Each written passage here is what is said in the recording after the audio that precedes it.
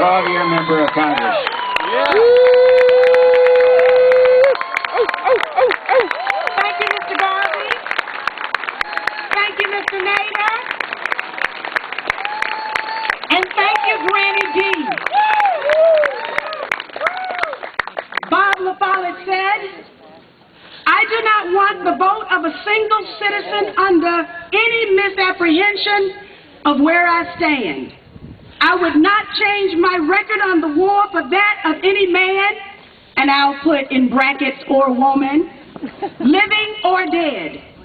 And with that, Bob LaFollette launched a successful campaign for re-election to the Senate without backtracking one step on his anti-war position. And after that fight, under the banner of the Progressive Party, he launched a campaign for president that brought together socialists, blacks, women, labor, and farmers. Bob LaFollette was a man of his times, and yet was also a man ahead of his time.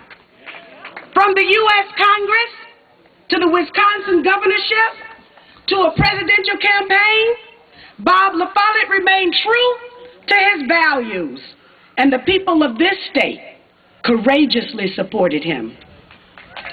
For 12 years, while in the U.S. Congress, I consistently voted no on Pentagon budgets that sent $1/2 trillion to an institution that couldn't even balance its books and prevented the entire government from doing so.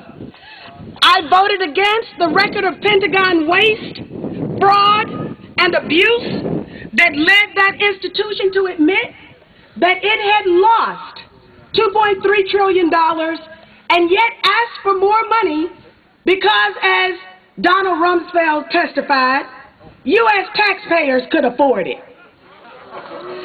And yet, year after year, at a time when poverty and income inequality in this country was growing, the racial divide in this country was deepening, both Democrats and Republicans continued to adopt Pentagon budgets that led to Rumsfeld's dramatic testimony.